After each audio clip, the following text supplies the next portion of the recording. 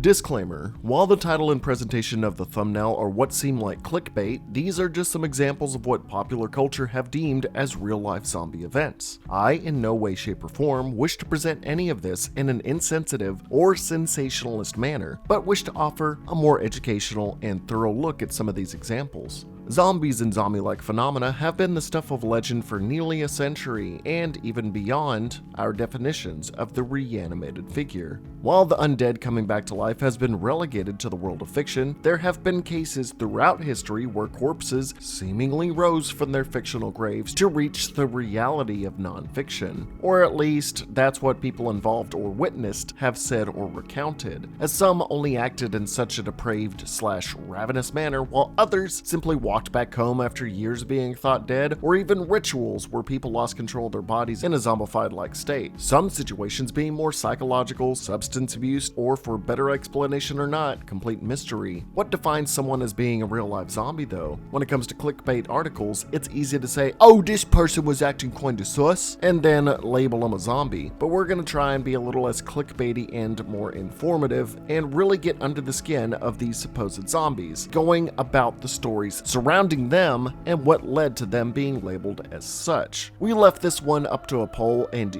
you all decided with a decent margin that reality would win. So today we're going through a variety of real zombie occurrences.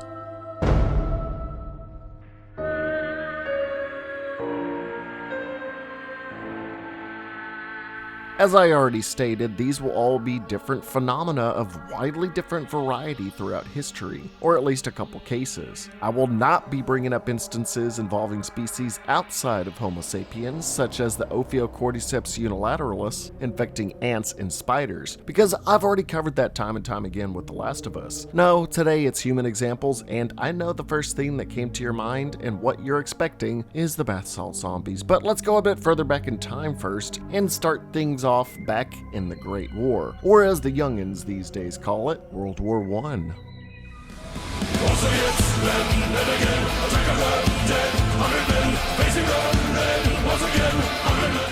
In the year of 1915, German forces had launched a full-on attack on the Russian-held Osiewicz fortress located in now northeastern Poland after a few failed attempts of heavy artillery fire in the months before. Led by Field Marshal Paul von Hindenburg, their numbers included 14 battalions of infantry, 1 battalion of combat engineers, up to 30 heavy siege guns, and most thought to be deadly of all, 30 batteries of artillery equipped with poisonous gases. To add to their attack, they deployed the use of a massive gas balloon to administer chlorine and bromine gas downwind against the Russian defense. The Russian defense consisted of 500 soldiers and 400 militia, all unequipped to deal with the chemical attack that suddenly came downwind upon them. At 4 a.m. on August 6, 1915, the gases seeped and swept across the platoons. The 9th, 10th, and 11th companies of the Russian Zemelinsky Regiment were taken out of commission. Amongst them, in the midst of this grave offensive, the 12th Division remained with only 40 strong. The Germans swiftly launched a secondary barrage of fire and shelling with consistent waves of gas, crippling any counterfire that could have been drawn. Amongst the shellings were further chemical attacks of chloropicrin, a compound of tear gas that induced vomiting with irritation of the eyes, lungs, and skin, to demask in order to regurgitate and leave them open to the already standing gas within the air. 1,600 Russian soldiers lost their lives in this hellish battle, as 7,000 German soldiers of the 11th Landwehr Division advanced on the compound. What they saw next struck the fear of God into every single German soldier advancing on the property. Upon entering the Osiewicz fortress, the sight of surviving members of the 13th Company of the 226th Infantry Regiment repelling their attack was something of horror stories. They were fully conscious, fully ready to battle. The chlorine gas had all but filled their respiratory system. They were fully conscious, their faces wrapped in bloody rags, coughing up bits of blood and lung. For these men to rise from the gas that was supposed to debilitate them and eventually kill them, for them to fight back was almost otherworldly.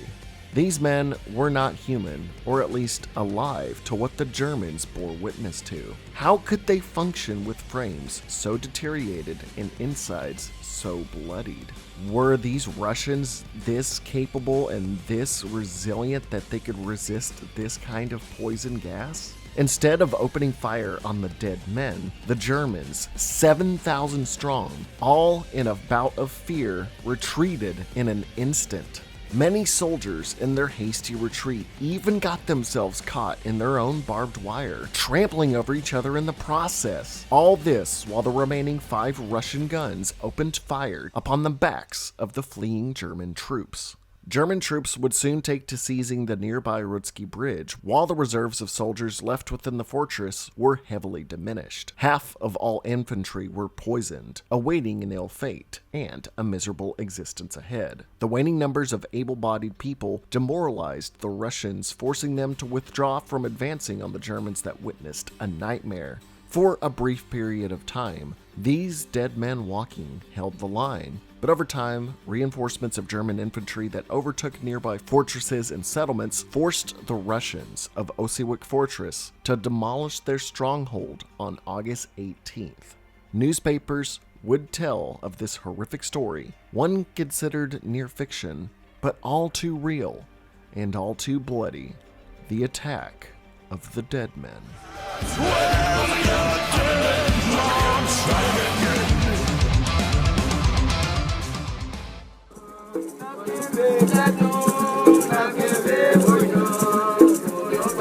Back in the early 1980s, within a small village by the name of Lestere in central Haiti, a peasant woman named Angelina Narcisse had been going about her day.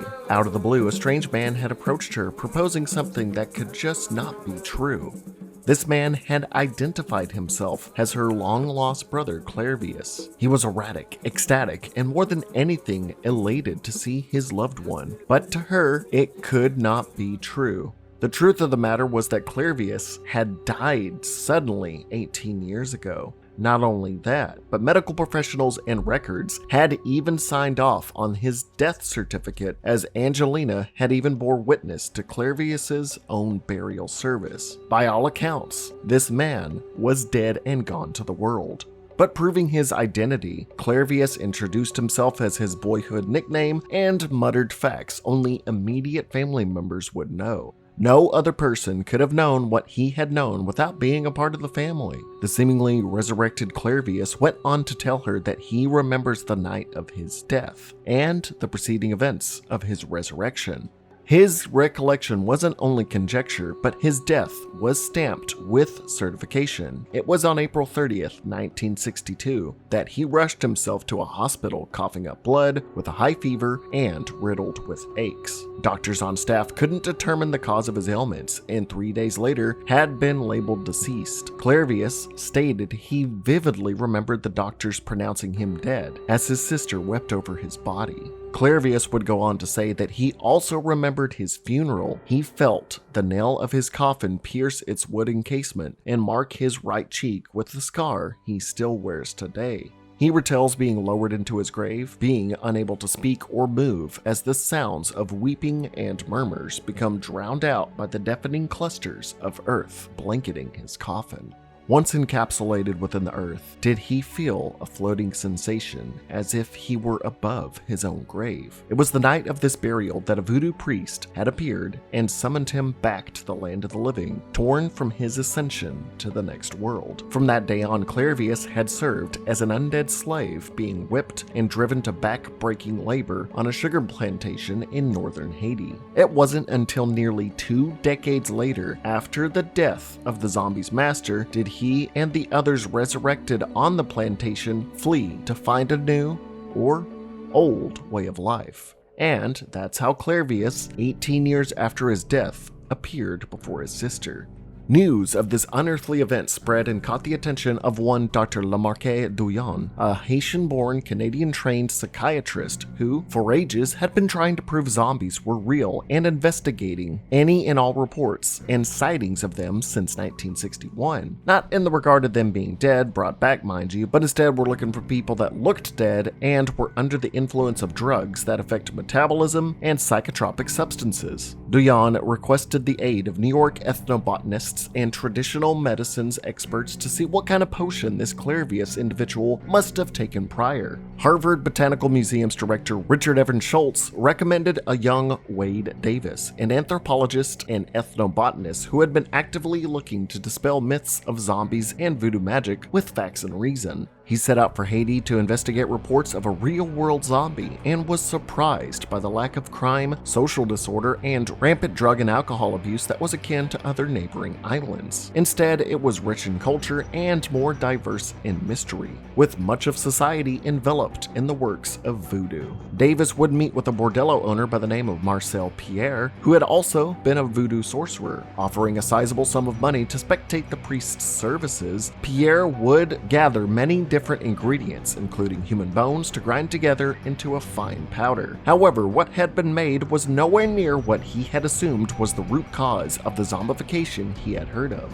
Davis would return 3 weeks later, calling out Pierre as a fraud. Pierre, attempting to prove himself, provided a second vial of powder that he referred to as the actual poison. Davis would proceed to pour the substance on his own hand and rub it in to feign it being absorbed through his skin, but maintained his composure to impress the voodoo priest. From there, Pierre would show the actual way the powder would be made, from parts of toads, sea worms, lizards, tarantulas, and the harvested bones of freshly dug up human corpses. When this mixture is made into a powder and absorbed into the body, an individual will quickly begin to suffer nausea and sleight of breath. The entire body will feel as if it has been punctured by pins and needles, as the entire frame is eventually paralyzed from head to toe, the lips of the host turning blue from lack of oxygen and putting a person into a physical state reminiscent of death. What was most likely the direct cause of this last effect was from the samples of dried pufferfish and their powerful non-protein poison known as tetrodotoxin, but more specifically from the Japanese fugu fish. Its highly poisonous anatomy makes for a euphoric feeling if prepared correctly, but can easily kill a man if prepared and served improperly.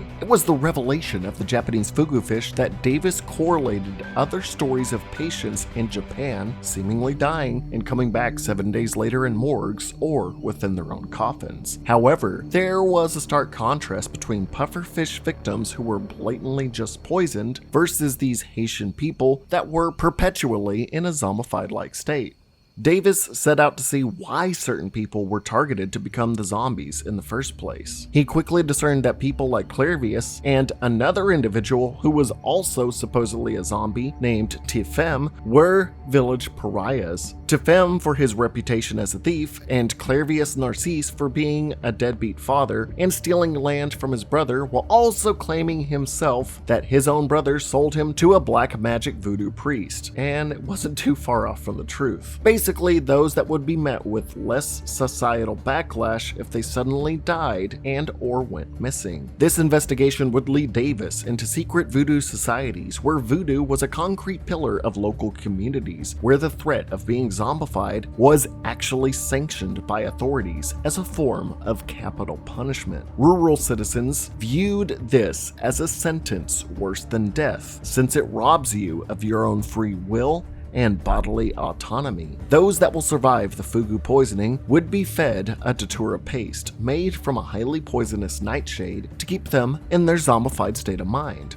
Davis had concluded that there was not a fear of zombies roaming the earth in Haiti. It's actually being punished and forced to become one indefinitely that was the true fear. Many in the scientific community are highly skeptical and debate about Davis's conclusions and if he had omitted bad data to push his own findings for personal fame. But to this day, not many have pushed back in his findings, as many still deliberate over these seemingly unnatural state of affairs. Over time, numerous similar cases had arisen around Haiti. One of a 30-year-old woman who had died soon after falling ill, only to reappear 3 years later walking around like a zombie to be found by her family. Another case involved a young boy who died at the tender age of 18, only to be seen again 18 years later in the midst of a cockfight with another woman that was presumed dead at 18, only to come back to her village 13 years later, and another being of a woman named Felicia Patricia Felix Mentor, who was thought to have died in 1907 in the village of Ennery, who had come back to her own town only to speak of herself in the first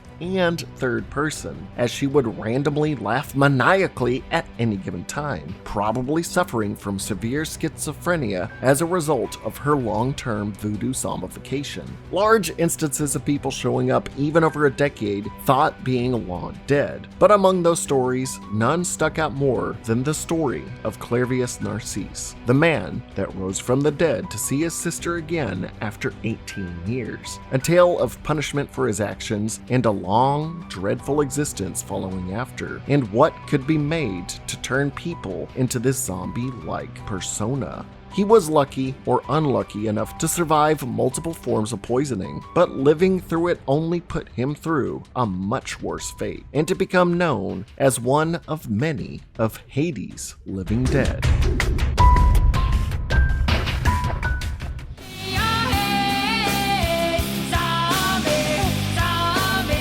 Now, this series of supposedly drug-related events are notorious in popular culture for stemming forth what people immediately label as a zombie attack. If that weren't the case, I probably wouldn't be covering it, but as darkly interesting as they are, it's what we are here to discuss. Researching into this, I had always assumed that people were literally just partaking in bath salts you get from something like Bed Bath & Beyond, but that isn't the case. Referred on the streets as flocka, pabs, aka psychoactive bath salts for the way the crystals look like Epsom salts, and even monkey dust in the UK. A very potent synthetic cathinone drug derived from the African plant cat, first synthesized in the 1920s. It flew relatively under the radar until the late 2000s, when it was rediscovered as its components were all technically legal to purchase and distributed online in Europe and in stores in the US. After thousands of poison control center calls, numerous infamous stories of crazed individuals, and even social media presence displaying people blissfully or ravenously under its effects, bath salts would eventually be banned to a technical degree in the UK in 2010 and then in the US in 2012. Although to this day, manufacturers have found ways to label variations as designer drugs, while adding a connotation that they are not for human consumption, despite most cases showing their history has been the exact opposite of this. Now, PSA, don't do drugs and drink plenty of water. But in that time, since their reemergence, these bath salts have led to labeled zombie attacks due to a variety of reasons. While someone is under the influence of this substance, individuals will experience erratic behavior, hallucinations, and delusions, often spurred by wakefulness-spurring agents that lead to insomnia, often lasting between 5 to 6 hours. Because of how utterly scatterbrained and out of their minds the users are, common myths have arisen, stating that they have little to no pain thresholds while bolstering increased durability and strength. However, this was all just anecdotal sensationalization to push the narrative of a zombie-like person that has been created because of this drug, but again, none of this was true. Most people on substances will act and react outside the realms of normality, and in many cases when people do so, it is assumed that they are on this specific substance, when in fact they are not. An infamous story involving these that has many debate if the individual was indeed on bath salts or not was the case of the Miami Cannibal attack that has officials leaning either way. On the morning of May 26, 2012, 31-year-old Rudy Eugene had stopped his car on the MacArthur Causeway in Miami, Florida, leaving behind a Bible as he walked 3 miles westward while stripping himself of all of his clothes. At approximately 1:55 p.m., he crossed under a Metro Mover overpass and encountered 65-year-old homeless man Ronald Popo. The two have had a very brief history together, as Eugene had previously worked in the homeless community where he had met Ronald. From Popo's recanting, as Eugene approached him, he feigned a friendly demeanor while complaining about not being able to score during the urban hip-hop pop festival, Urban Beach Week. He then spoke of being souped up on something before frantically saying they were both going to die. In his sudden panic state, he would accuse Papo of stealing his Bible and, without provocation, proceeded to assault Papo, first with a barrage of fists, and then strangling him with a wrestling hold. Continuing the barrage, he would eventually knock Papo unconscious, proceeding to remove the homeless man's pants. It was then Eugene began to sink his teeth into Papo's face, tearing off flesh, skin, and even his left eye. A passerby witnessed this horrific scene and dialed 911.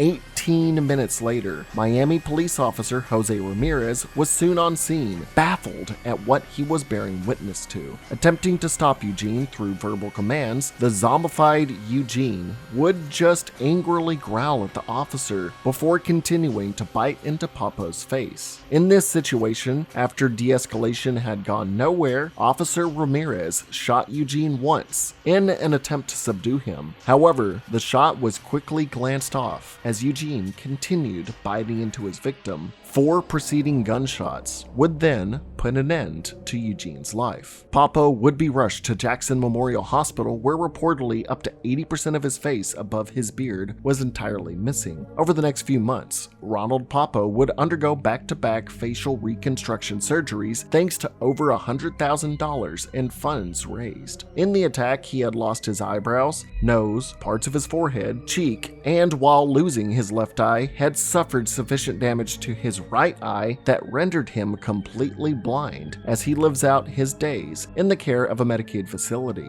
Toxicology reports involving Eugene's autopsy have been made, with authorities believing his behavior was similar to cases of bath salt abuse. However, no traces of the substance were found, and instead only traces of pills and cannabis were in his system. Pharmacological studies have shown there is very little known about how bath salts ultimately react or interact with the brain, and even more so how they metabolize within the body. And top toxicologists have noted that most really aren't testing conclusively for this specific substance, as the field of toxicology itself is hard to keep track, as if it were a race we can never win. It was really hard for them to detect this specific substance. But for many, it's heavily assumed Rudy Eugene was indeed on bath salts, making him into a zombie-like person, leading to his posthumous moniker of the Causeway Cannibal.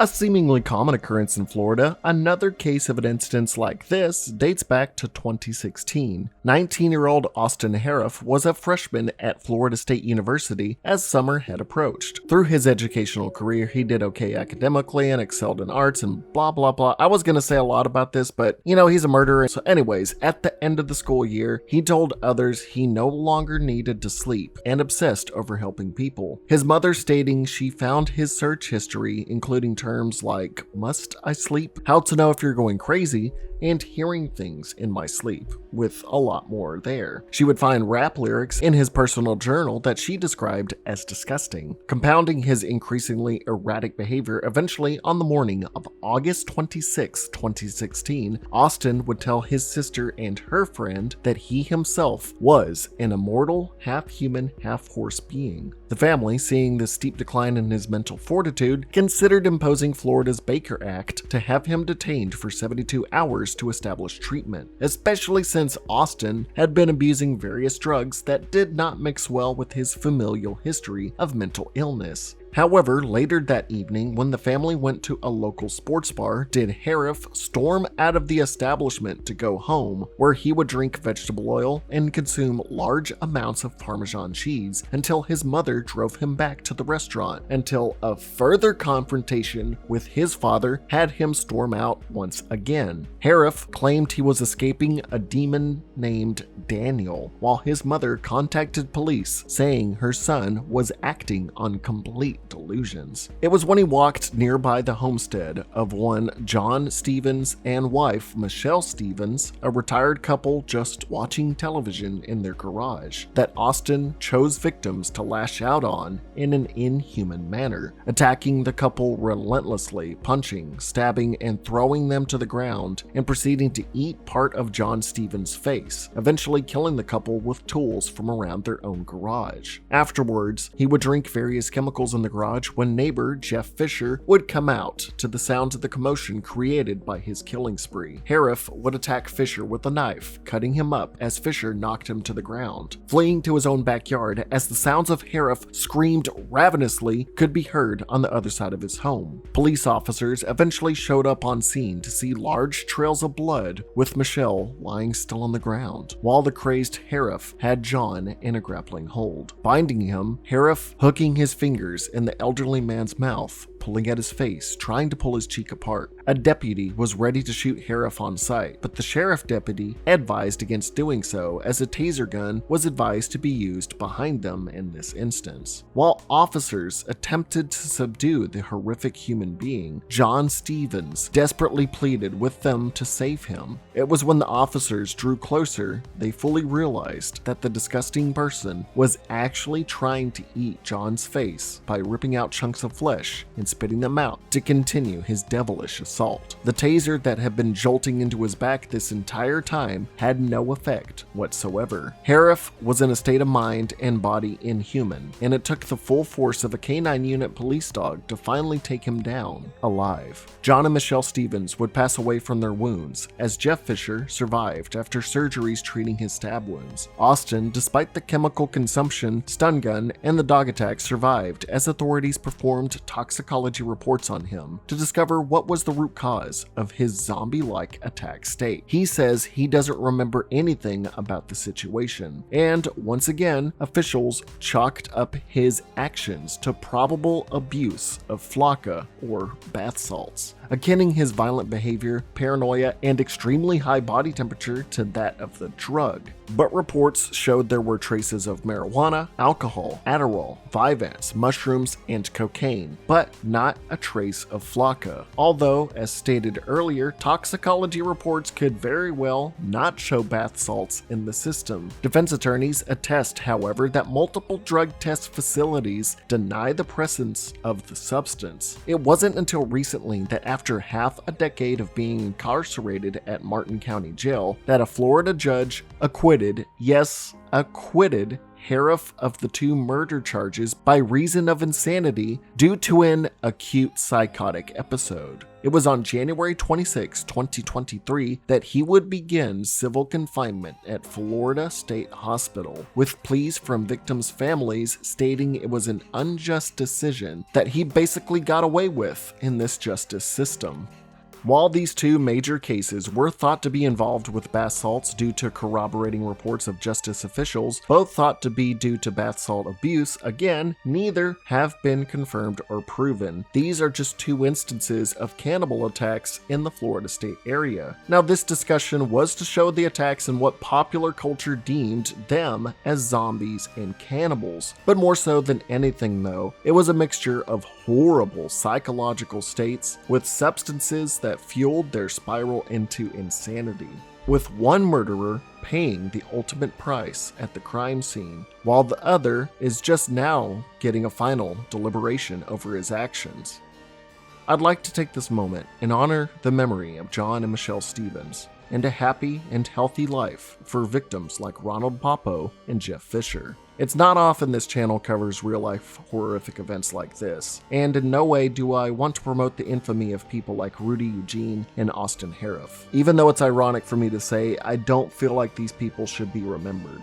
The discussion surrounding bath salts as their primary cause, I simply wanted to debunk and bring to light against the sensationalism of yesteryears. I genuinely felt uncomfortable with how these events proceeded, and hope to see better mental health aid be made available to everyone. But in the end, these were infamous myths and stories of Florida's cannibal attacks.